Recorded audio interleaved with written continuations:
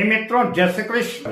दिव्य प्रेम रसधारा पर मैं आचार्य डॉक्टर विष्णु कुमार मिश्रा आपका बहुत बहुत स्वागत करता हूं। कुछ लोग ऐसे भी हैं कि जैसे तैसे उनका काम धंधा तो ठीक ठाक ही चल रहा है, पर उनका भी अपना सपना है कि काश उनका भी घर अपना होता, या कि जिन लोगों के पास अपना स्वयं का घर है, ठीक है, उनको इच्छा है कि कोई एक अच्छा सा वाहन हो जाए, कोई अच्छी सी गाड़ी आ जाए। उनके पास वाहन का अभाव है, घर का अभाव है। हालांकि इस वीडियो पर मेरा खास फोकस वाहन को लेकर के है। मैं वाहन विचार योग की चर्चा आपसे करूंगा, पर मैं विषय क्रम में आगे बढ़ूं उससे पहले आपसे आग्रह, अगर आपने अभी तक हमारे इस चैनल को सब्सक्राइब नहीं किया है तो प्लीज चैनल को सब्सक्राइब करें, साथ ही नोटिफिकेशन बेल को भी प्रेस कर ले। अगर आप अपने ही आपनों की जन्म कुंडली का वृहत प्रेडिक्शन कराना चाहते हैं, विश्लेषण कराना चाहते हैं,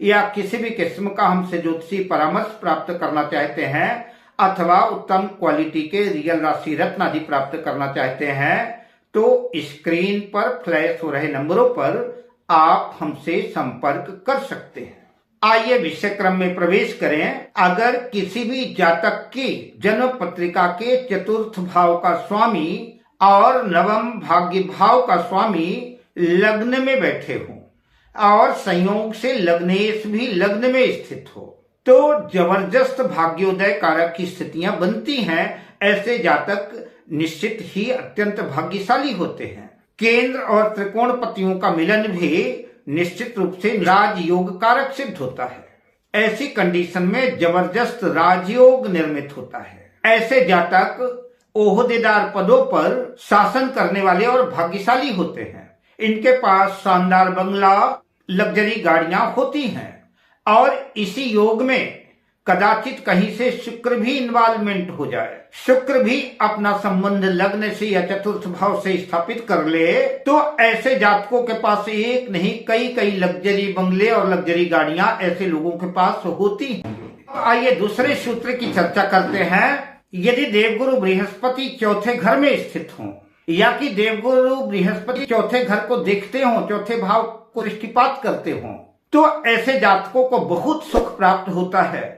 ऐसे जातकों के पास बढ़िया घर भी होता है और ऐसे जातकों को वाहन का भी सुख प्राप्त होता है। यदि चतुर्थ भाव के स्वामी के साथ चतुर्थ भाव में शुक्र स्थित हो, तो ऐसे लोगों के पास भी बढ़िया लग्जरी गाड़ियां होती हैं और बढ़िया सुंदर घर होता है। यदि चौथे भाव के स्वामी के साथ शुक्र नवम भाव, दसम भाव या एकादश भाव में स्थित है, तो ऐसे जातकों के पास बहुत सारे वाहन होते हैं, ढेर सारी सवारियां होती हैं। ऐसे जातकों के पास एक सुंदर मकान होता है, सुंदर घर होता है और सुंदर गाड़ियां होती हैं।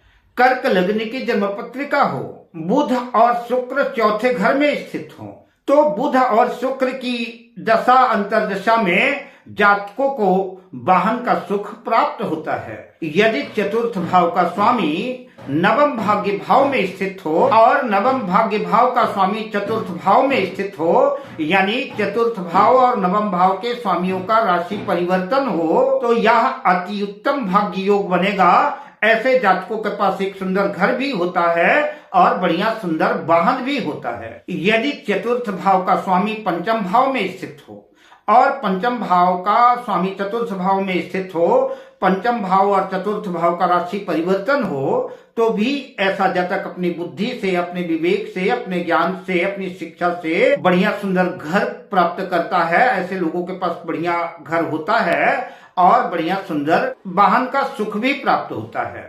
यदि कर्क लग्न हो, बुध और शुक्र चौथे भाव में ही स्थित हो, तो बुध की और शुक्र की दशा अंतर्दशा में ऐसे जातकों को वाहन का और भवन का सुख प्राप्त होता है।